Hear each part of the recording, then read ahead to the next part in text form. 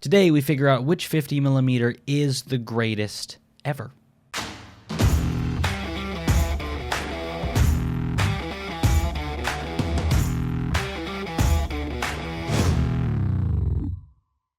Hey everybody, welcome to another episode of Tomorrow's Filmmakers. My name is Justice McCraney, and like I said, in today's video we're going to be having a shootout between all of Canon's 50mm lenses. We have the 50mm f1.8, 1.4, Canon L series lens f1.2, and of course Canon's 50mm cinema lens t1.3. Now, I know what a lot of you guys might be thinking. Well, won't the $4,000 lens win in like every single category? So what's the point of this shootout? And yes, it does win in a lot of categories because it is $4,000. But at the same time, I thought to myself, can I really tell a difference in the quality? Like if I were to put the 1.4 and the cinema lens next to each other, could I really tell a difference in the quality? And that's what I want to ask you guys as well. Can you tell a difference between a $300 lens and a $4,000 lens? So before I get started, I just want to let you guys know that this is not a review of each of these lenses. This is just a shootout to determine which one is better in different categories. Now, if you want more lens reviews or lens comparison videos or basically anything about filmmaking, check out our website at tomorrowsfilmmakers.com, where we have over 350 video lessons and materials and almost 60 hours of content. I also want to give a special thank you to Lens Pro To Go for helping us out with this shootout. So if you ever need to rent any sort of camera equipment, whatever it is, definitely check them out. They have great products and fantastic prices. And if you use the coupon code TOMORROWS10, you can get 10% off your purchase all year round. So the aspects of these lenses that we're going to be comparing is price, build quality, the f-stop, the lens breathing, the focusing, the function, the lens flares, the bokeh, the sharpness, and of course the quality. And we'll have some video comparisons at the end so that you guys can determine for yourself if you can really tell a difference. So starting off with number one is price. So the 50mm f1.8 comes in first place or last place? I think it's first place. First place. The f1.8 is $125, followed closely by the f1.4, which is $350. The L series lens is going to be a jump at $1,350, and an even bigger jump than that, of course, is going to be the cinema lens, which, depending on where you buy it, is right around $4,000. But of course, there are reasons for all of these price differences, and we're going to be talking about all of that, starting with build quality. The cheapest lens by far is going to be the most cheaply made lens, which is the f1.8, which is made entirely out of plastic. Even the mounting ring on the back is made out of plastic. And I've actually heard some people trying to remove the lens have actually broken it off sometimes because it's so cheaply made. And to be honest, I don't know if the glass inside of it is glass. I'm still indecisive on that, and I'll get back to you. The f1.4 is definitely considered an upgrade to the 1.8. It has some plastic parts to it, but it does have a metal house and a metal mounting ring, so that's definitely an improvement. In second place is the L series lens, which is made entirely out of metal. It's much heavier and much higher quality. And of course, first place is going to be the cinema lens, which is another completely metal body without a speck of plastic inside of it at all. It's improved glass, improved optics, and it is just so much better made than all the other lenses. Next is the f-stop, or how wide the aperture can open. And for this test, we're going to ask my really good friend to help us out, and his name is Darth Maul.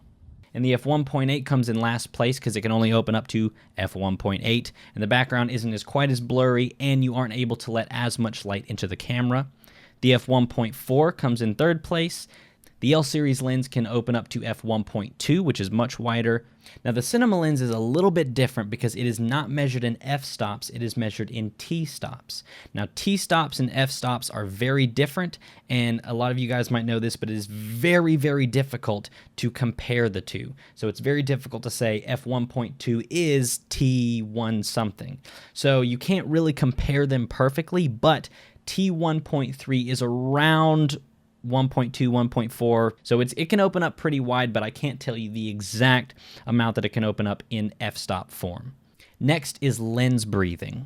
Now, if you've never heard of lens breathing before, basically whenever you are racking focus from something really close to really far away, sometimes the cheaper lens actually kind of zooms in and zooms out the frame just a little bit. I mean, it's not like obnoxious, but it's obvious enough that it has a name, and it's called lens breathing. So with the cheapest lens, the f1.8, whenever we rack focus from our subject to the background, if you can see on the very left side here at the edge of the poster that the frame actually zooms in and zooms out very slightly. Again, it's not a lot, but it is enough that it has a name for it, and that's called lens breathing, because it almost looks like the lens itself is breathing. So of course the f1.8 definitely has a lot more lens breathing than the others. The f1.2 does have some lens breathing, not quite as much as the f1.8. The f1.2 has actually pretty similar lens breathing. It's not a massive difference or a big improvement, but it is some improvement. And the cinema lens does do the best job. It still has a little bit of lens breathing, not a ton, but it is enough that you can still see it just a little bit. And I don't know if it is 100% possible to get rid of lens breathing entirely, but the cinema lens is definitely improved and much better when it comes to lens breathing. Next, we're going to be talking about focusing, how easy it is to focus with these lenses, how difficult it is, and last place is going to have to be the cheapest lens, the f1.8, with this very dinky, tiny little focus ring. This thing sucks. It really does. It's completely plastic, of course, and this focus ring is so tiny that the slightest little movement is going to throw it completely off. Now, for some strange reason, this lens has hard stops. I have no idea why, but I will give it credit for that. The f1.4 comes in third place with a much improved focus ring and more distance between the stops, but it does not have hard stops. It doesn't.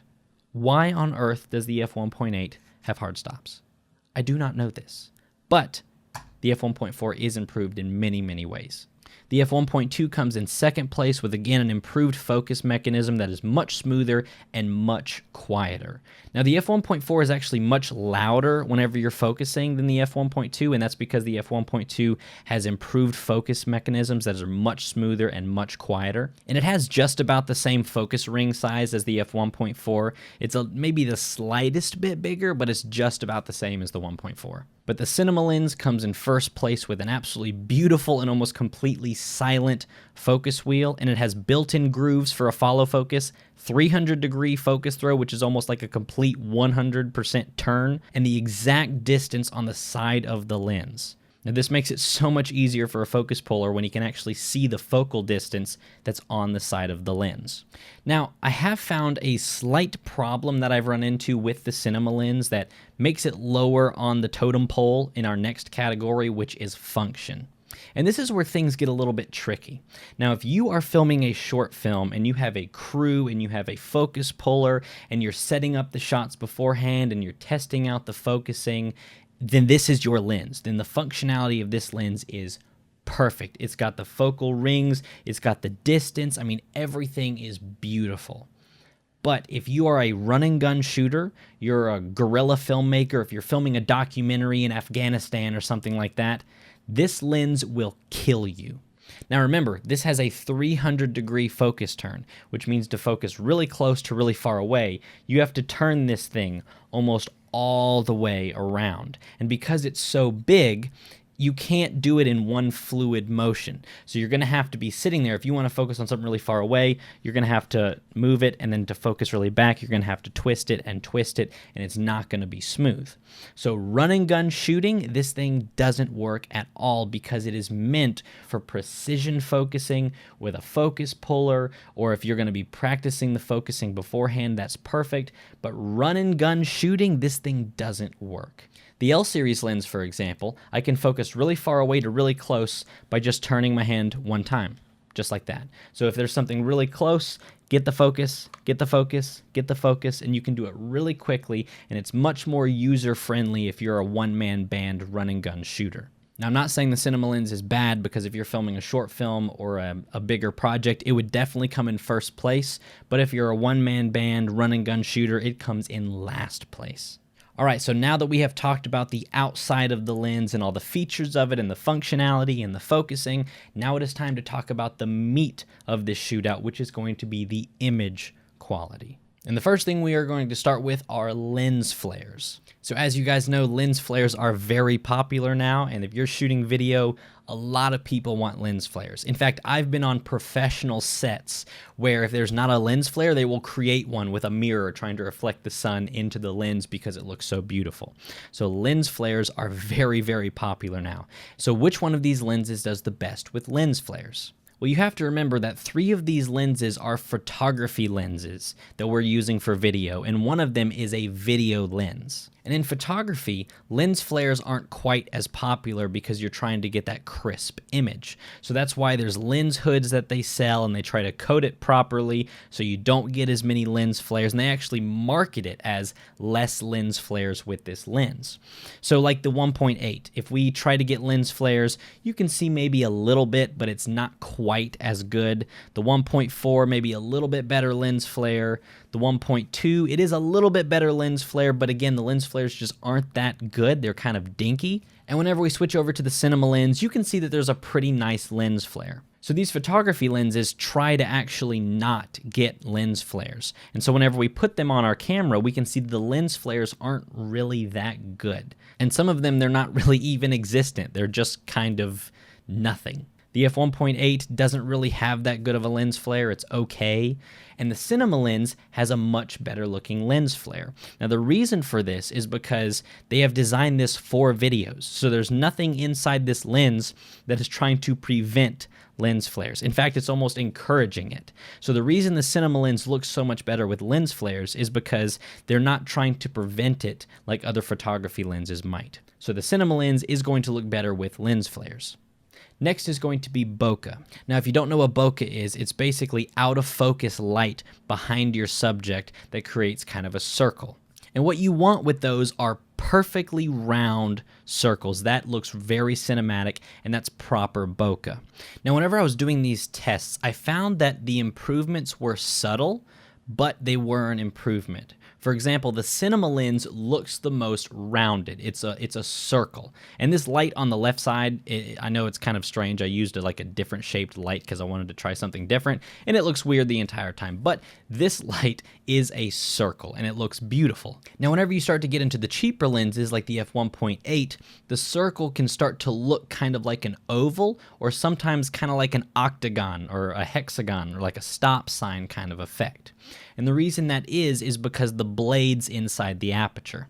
So a lens with, say, 7 or 8 blades, whenever it's closed down into a circle, it kind of actually has more of a hexagon or an octagon kind of look. It's not a perfect circle, and sometimes the bokeh in the back will start to look like that shape. The cinema lens, on the other hand, has 11 aperture blades, so it looks like a circle much better than the other ones would because it has more aperture blades. The f1.8, again, 7 or 8 blades, so it doesn't look like a perfect circle. It can either look kind of hexagonish or kind of ovalish, but this one looks like a perfect circle. So again, even though the improvements are subtle, they are still improvements, and they are still thought out to be an improvement and to be better than the other lenses. Now, the last 2 that I want to talk about is sharpness and quality. And again, this is where I really want to ask you the question, can you tell a difference? So before I tell you guys which one is which, see if you can tell a difference in sharpness. So right here, we're looking at a brick wall with kind of a shadow through the middle of it, and I've shot this brick wall with 4 different lenses, all at the exact same settings. All of these shots have the exact same settings, and they are all at f1.8 to kind of give everybody a chance.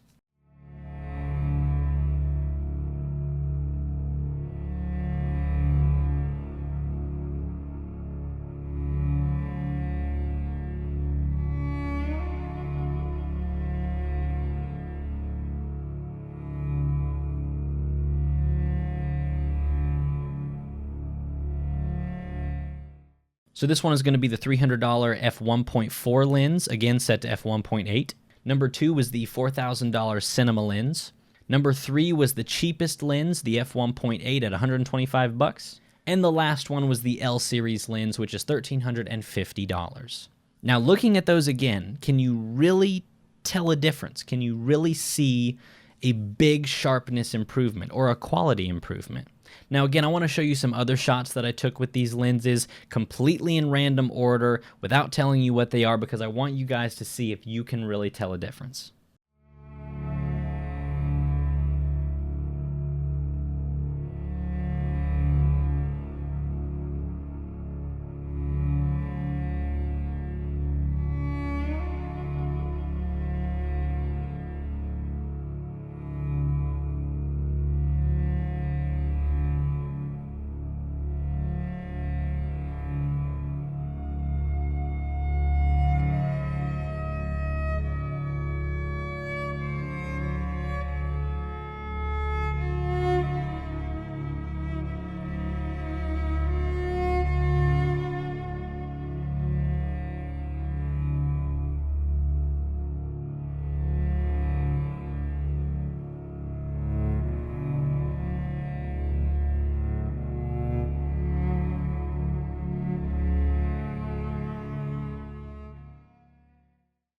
So the first one that you guys saw was the cinema lens. The second one was the cheapest lens, the f1.8. The third one was the L series lens at $1,350. And the fourth one was the f1.4.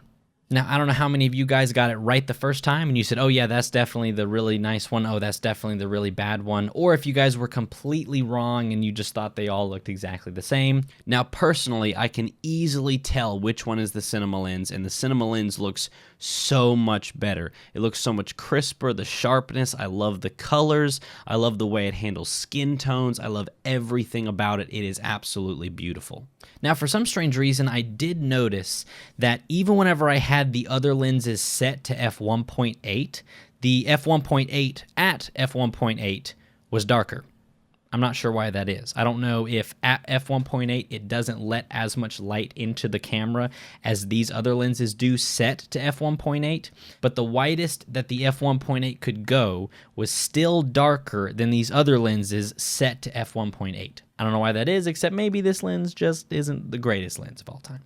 And to be honest, guys, I showed these video clips to my friends and family who aren't all video inclined, if that makes sense. And surprisingly, almost all of them chose the cinema lens as their favorite one.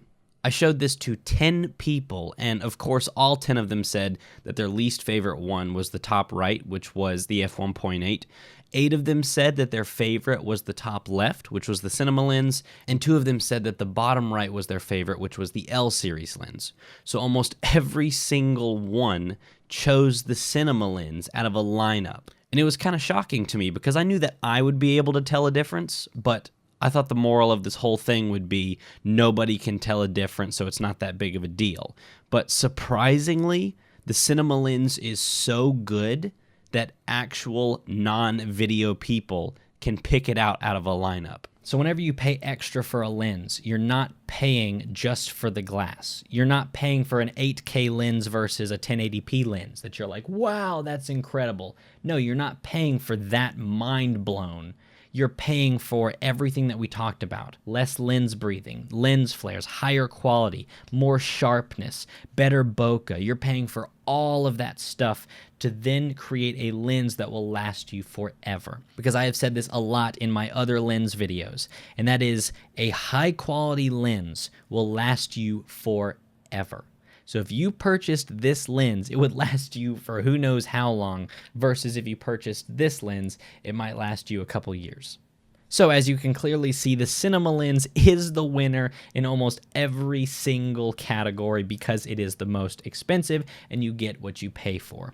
But we have to ask ourselves the question, do I need this lens? And if so, when do I need this lens? And my recommendation is this. If you have a short film, a bigger project, a high quality, bigger budgeted film with crew or a client that's going to be paying you a lot of money, should you rent these lenses? Absolutely. They are amazing. The sharpness is beautiful. The high quality of just everything about this lens is gorgeous. And I would highly recommend you guys going and renting as many of these lenses as possible. Now, should you buy this lens if you're a run and gun shooter, one-man band kind of person that owns their own company? No.